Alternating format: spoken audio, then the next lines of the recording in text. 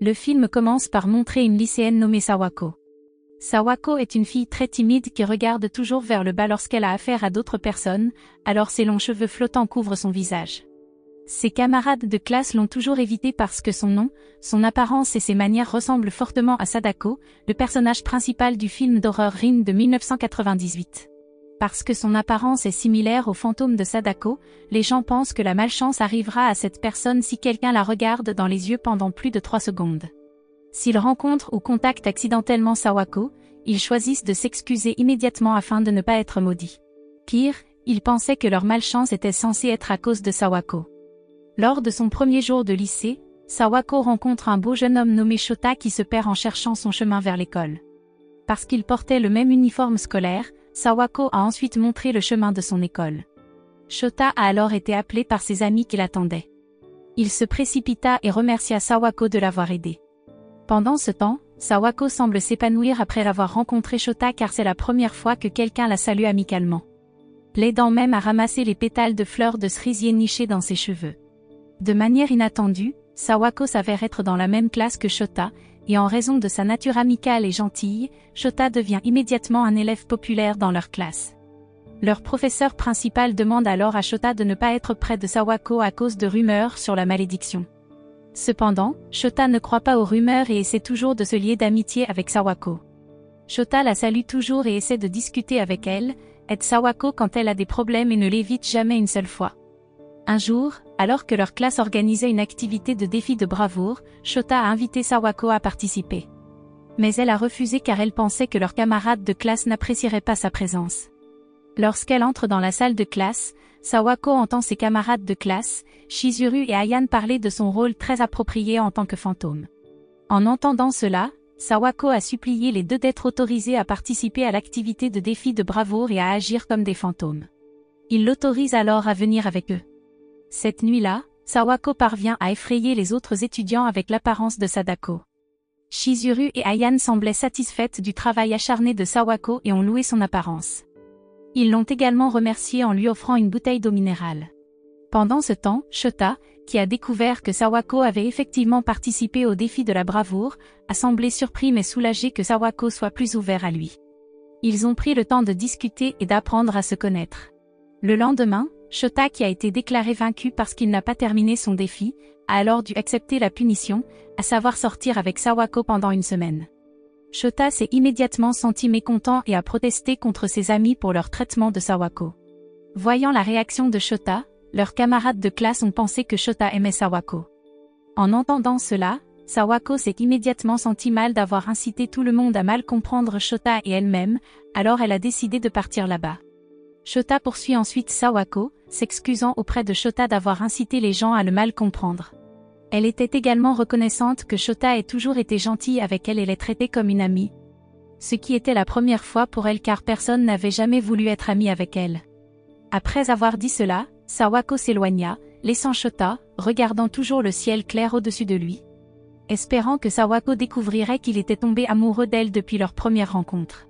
Ce jour-là, leur professeur principal a demandé aux élèves de prendre un numéro pour échanger des places dans la classe. L'enseignant a alors demandé à Sawako de prendre le numéro en premier, faisant grogner les autres élèves. Après avoir pris le numéro, Sawako a ensuite pris son sac et s'est assise sur le deuxième siège à partir du dos, selon le numéro qu'elle a obtenu.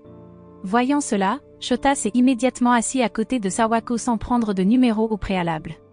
Les actions de Shota ont été suivies par Ayane qui a immédiatement pris place devant Sawako. Chizuru qui voulait s'asseoir derrière Sawako était déjà précédé par Ryu, un des amis de Shota, alors elle a finalement choisi de s'asseoir devant Shota. Chizuru, qui était direct, a alors demandé pourquoi le visage de Sawako avait l'air si effrayant. Sawako a dit qu'elle se sentait seulement heureuse d'être assise là mais qu'elle ne pouvait pas bien exprimer ses sentiments. En entendant la réponse innocente de Sawako, Chizuru et Ayane ont juste échangé un sourire et ont pensé que Sawako était une fille unique. Shota invite ensuite Sawako à manger dans un magasin de ramen avec Chizuru et Ayane, où Sawako se sent très heureuse car c'est la première fois qu'elle mange des ramen avec ses amis. Elle se sentit alors surprise lorsqu'elle vit Ryu qui était également là. Shota a déclaré que le magasin de ramen appartenait à la famille de Ryu. Peu de temps après, Ryu a également rejoint la conversation avec eux et Sawako a ri quand elle a entendu ses amis parler de choses ridicules. Shota et les autres semblaient surpris et heureux de voir le changement d'attitude de Sawako qui devenait plus joyeux. Mais Sawako a immédiatement baissé la tête de honte et s'est sentie nerveuse quand tout le monde la regardait. Après cela, Shota a décidé de ramener Sawako à la maison. Se sentant gêné et mal à l'aise avec Shota, Sawako garde ses distances et marche derrière Shota. Cependant, Shota s'arrête toujours lorsqu'ils sont éloignés et demande à Sawako de ne pas s'éloigner trop de lui. Arrivé à la maison, le père de Sawako a été surpris par le changement d'attitude de sa fille qui semblait enjouée. Sa mère lui a alors dit qu'aujourd'hui Sawako mangeait des ramen avec ses amis, c'est pourquoi elle se sentait très heureuse et semblait joyeuse. Le père de Sawako a alors demandé et était curieux des amis de Sawako et sa mère pensait que Sawako pouvait manger des ramen avec son béguin. Le lendemain à l'école, Sawako s'entraîne à taper dans un ballon avec Chizuru et Ayane lorsqu'une fille vient ramasser le ballon qui roule vers Sawako. Voyant la réaction de la fille qui avait peur parce qu'elle regardait directement Sawako, Chizuru et Ayane ont alors pensé à comment faire en sorte que les gens n'aient plus peur de Sawako. Lorsque tous les trois ont croisé leur professeur principal, Monsieur Hare, dans le couloir de l'école, l'homme a averti Chizuru de se concentrer sur l'examen à venir car elle avait obtenu de faibles scores à l'examen précédent. En entendant cela, Chizuru a été très surprise car elle venait de se rendre compte que le temps d'examen était très serré, donc elle n'avait pas le temps d'étudier. Sawako lui donne alors un cahier et espère aider Chizuru à étudier pour le prochain examen.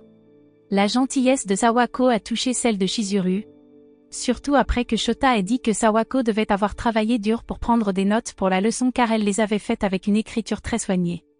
Cependant, Sawako a déclaré qu'elle voulait seulement aider Chizuru avec ses examens.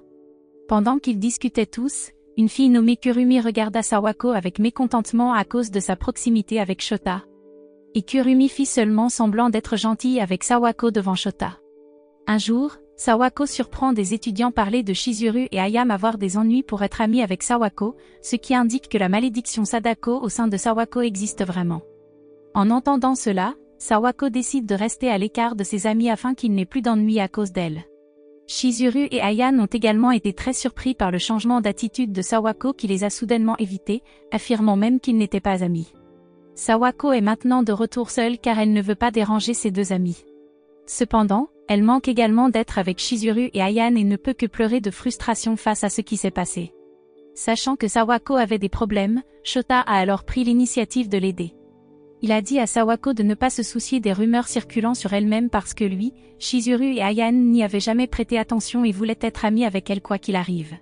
Le lendemain, alors que Sawako est dans les toilettes de l'école, elle entend des élèves parler de Chizuru et d'Ayane et dire de mauvaises choses à leur sujet. Sawako est alors sortie et a tenté de défendre ses deux amis. Mais il s'en fiche et essaie d'intimider Sawako. La bagarre entre Sawako et les filles a attiré l'attention des autres étudiants qui se sont rassemblés à l'extérieur des toilettes et étaient curieux de savoir ce qui s'y passait. Sachant que Sawako a des problèmes, Shota demande alors à Chizuru et Ayane de venir l'aider. Chizuru et Ayane sont finalement arrivés et ont été touchés de voir Sawako qui s'efforçait de les défendre toutes les deux, malgré les brimades des filles. Après cela, Sawako révèle à Chizuru et Ayane qu'il lui manque et qu'elle veut être amie avec eux, mais elle a peur que cela leur cause des problèmes à tous les deux. En entendant la confession de Sawako, Ayane a ensuite étreint Sawako et a dit qu'elle et Chizuru seraient toujours amis avec elle, quoi qu'il arrive. Chizuru les serra alors dans ses bras et ils pleurèrent de joie parce qu'ils pouvaient redevenir amis. Pendant le festival sportif à l'école, Kurumi vient à Sawako. Se faisant passer pour son ami, Kurumi parle à Sawako de ses sentiments pour Shota et demande de l'aide à Sawako. Cependant, Sawako refuse et dit à Kurumi que Shota est une personne spéciale pour elle. Kurumi tente alors désespérément de détourner l'attention de Sawako vers Ryu, allant même jusqu'à organiser une réunion secrète entre eux afin qu'elle et Shota puissent par coïncidence passer devant Ryu et Sawako qui sont seuls ensemble. D'autre part, tout en discutant avec Ryu, Sawako découvre qu'elle aime Chizuru et demande à Sawako de garder le secret. Le plan de Kurumi ne s'est pas déroulé comme elle le souhaitait. Voyant Ryu et Sawako seuls, Shota, qui se sentait jaloux, est venu vers eux et a emmené Sawako.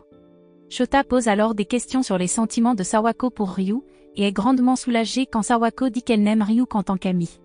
D'un autre côté, Chizuru et Ayane ont finalement appris les intentions pourries de Kurumi de séparer Shota et Sawako. Ils ont ensuite coincé Kurumi et l'ont averti de ne pas interférer avec la relation de Shota et Sawako. Cependant, Sawako supplie ses deux meilleurs amis de ne pas révéler les actions et les plans de Kurumi à Shota. Kurumi a ensuite exprimé son amour pour Shota. Mais Shota refuse et dit qu'il a déjà quelqu'un qu'il aime. Après cela, Sawako, qui déjeunait avec Chizuru et Ayane, a découvert que Chizuru avait quelqu'un qu'elle aimait depuis l'enfance. Sawako vient également de découvrir qu'Ayane sort déjà avec elle et que son petit ami est étudiant.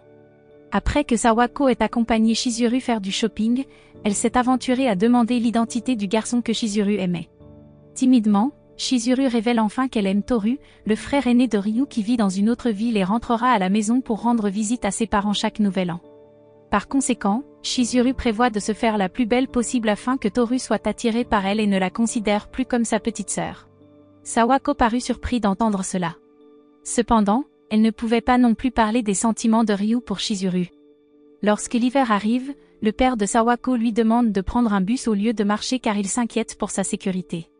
Cependant, lorsque Sawako a demandé le laissez-passer étudiant à Monsieur Hare, le professeur principal a accidentellement omis son manuel de l'élève, qui contient des objets précieux tels qu'un pétale de fleurs de cerisier que Sawako a ramassé le jour où elle a rencontré Shota pour la première fois.